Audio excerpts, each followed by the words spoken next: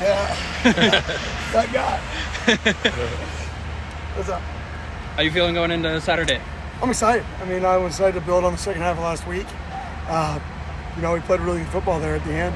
So the last, 2 quarters played really, really good football. So build on that, play home, really close to a sellout. Hopefully that turns into a sellout so we have a great crowd and keep the home streak rocking. What did you think about practice today?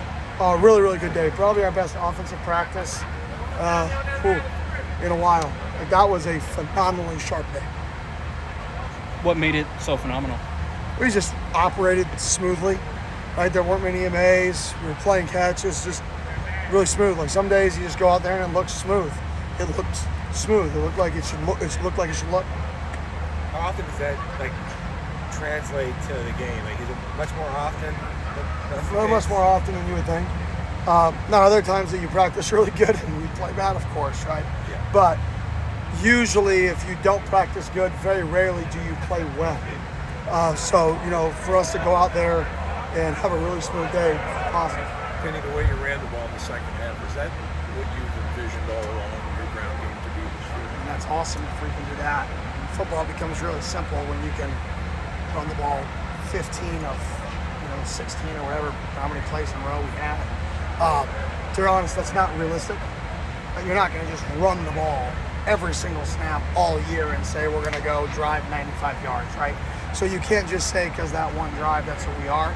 But you can say the ability to do that and knowing that we can run the football, it has to be an identity of our team. That's why I want to drive like that. So yes, that has to be an identity, but we have to be able to complement that identity, right, with other things in order to be efficient offensively. But I'm certainly not surprised to see the running game do as well as it did the first 2 weeks. No. You saw it in fall camp. Yeah, I was not shocked about that at all. What's your hope for the response by this team this week? Or that's the statement that you hope they make on Saturday? Well, 1, I hope we win. 2, I hope we play really good football. Like I always say, I want to win because we need positive emotion. The vibe. It would be great to win a football game, right? Another football game, right? 2, I want to see us play really good football. Like, that's even more important to me than the winning, because our guys know what really good football looks like.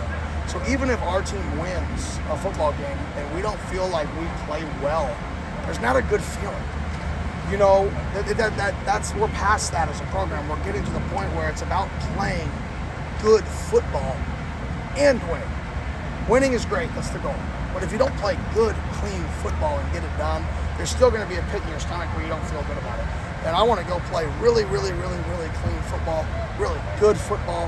And if we do that, the result will take care of itself, and we're going to feel great on Saturday and get great momentum. So I want us to play good, clean football.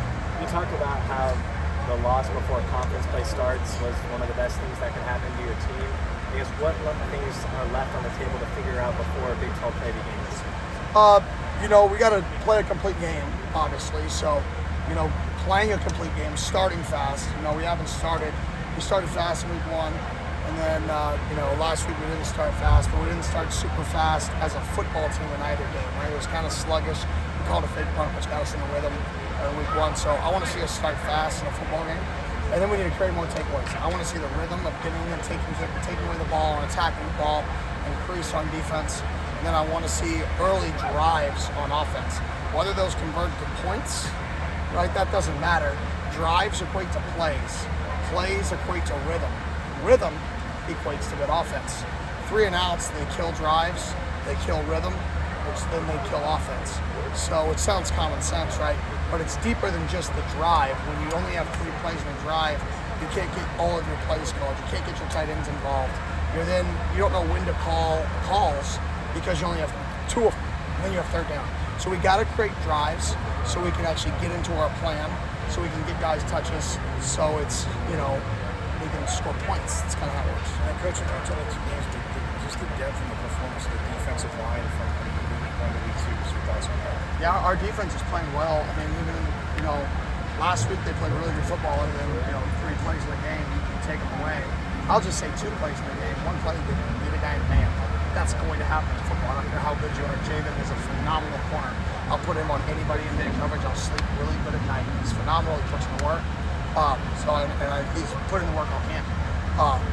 2 plays that are just flips, and we're talking about holding the team 10 points. Phenomenal team. And so I like where our defense is at. You know, we just got to clean up a few communication issues. In the first few games, we've had more communication issues than we had times last year. And that communication issue is not just let up like a first down, it's let up touchdowns. And that's when it's catastrophic, is when your communication is giving up touchdowns, there's huge problems. If your communication is giving up a twist game and they convert a third down because we don't contain the quarterback, all right, that sucks. But if it's giving up touchdowns, you have a problem. Right now, they're giving up touchdowns, so I want to see that. I know we've talked about spreading the ball. Around beyond Tyson, but is there a balance that has to be struck between not thinking about it and kind of letting it come within the flow of the offense? Yeah, we're not going to do anything different than what's been in our plans for the last 16 games, 15 games. I know people want us to completely change, but we're not. We're just going to execute at a higher level. We're going to be able to get into more of a rhythm early so we can get to all the calls so everything starts to complement each other. It goes back to the 3 and out thing. When you go 3 and out, you're never going to get everybody involved. There's not enough touches, there's not enough rhythm. So we got to get early drives started to get in rhythm so we can get everybody touches, so we can move the ball around, so we can be efficient. And another part of that is third down conversions. That's 100%. invisible the last 2 weeks. Yes. Third downs, we got to improve on. Today was our best third down day probably since last year for the offense. The success rate on third downs, the rhythm of the third downs is really positive. You know, hopefully that translates to game day. We need that to translate, but I think it will. Bringing Gemetto here, dealing with an injury last year, I guess, what gave your staff the belief in him that he could come in and be an immediate contributor? Skrilla and him, buddies growing up. He went in the portal. We watched his tape from before, and he's talented. And then we asked Skrilla, "Can you play here?" Skrilla said yes. And then all of a sudden he comes in and wins the starting job. So as simple as that. Can he play here? You know, I lean a lot on our current players when it comes to portal kids in terms of who they know, because I'm going to get to meet a kid once, maybe twice, and decide if he's going to join our program. I want to know what our players think about him. So I think Skrilla was the biggest piece. We talked about the defensive communication issues. Is that something that did surprise you? Yeah. I mean, on the road, game 1, you're going to have that. It just sucks when you have it on a touchdown. Yeah. You know, there's so many, no team plays perfect. You just hope your communication issues are, we had a communication bust and they called tight zone. Cool. We wouldn't be talking about it, right? And it would have been a gain of 4, and we wouldn't have talked about that. We could have left the seam pop. But they happened to call 4 verts into our communication issue. That sucks, right? So sometimes these things happen, and that's the thing that makes football great, is sometimes you never even know they happen. And then sometimes they 7 points.